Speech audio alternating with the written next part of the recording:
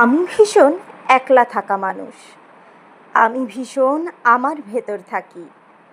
যত্ন করে খুব খেয়ালে রোজ আমিটাকে আমার ভেতর রাখি।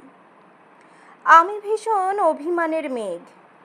আমি ভীষণ ক্লান্ত একা ভোর। কষ্টগুলো রোজ জমিয়ে ভাবি সুখগুলো সব থাকুক না হয় তোর। আমি ভীষণ মন খারাপের দিনে আমি ভীষণ কান্না মাখা রোদ। অশ্রুগুলো বর্ষা জলে ভাসায়, ঋণগুলো সব না হয় হলো শোধ। আমি ভীষণ স্মৃতির খেরো খাতা, মলাট জুড়ে হাজার আঁকিবুঁকি। আমি ভীষণ একলা থাকা মানুষ, আমিটাকে আমার ভেতর রুখি। এই সুন্দর কবিতাটা লিখেছে সাদাত হোসাইন। এনার বই পড়তে আমার যে কী ভালো লাগে তা আমি বলে বোঝাতে পারবো না। কিন্তু এই গল্পটা তোমাদেরকে কেন বললাম বলো তো? এই কবিতাটা মন খারাপের সময়ে এই কানের দুলটা আমি বানিয়েছিলাম, তাই এই কবিতাটা তোমাদের সাথে আমি শেয়ার করলাম।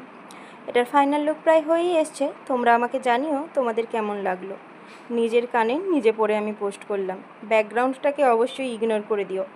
আর যাদের আমার কাজগুলো ভালো লাগে তারা প্লিজ আমাকে একটুখানি পারলে সাবস্ক্রাইব করো। আর সাবস্ক্রাইব করতে অসুবিধে হলে অ্যাটলিস্ট একটু লাইক কমেন্ট করে আর পারলে একটু শেয়ার করে দিও। এতে আমাদের কাজ করতে অনেক সুবিধে হয়। সকলে ভালো থেকো, সুস্থ থেকো। নমস্কার।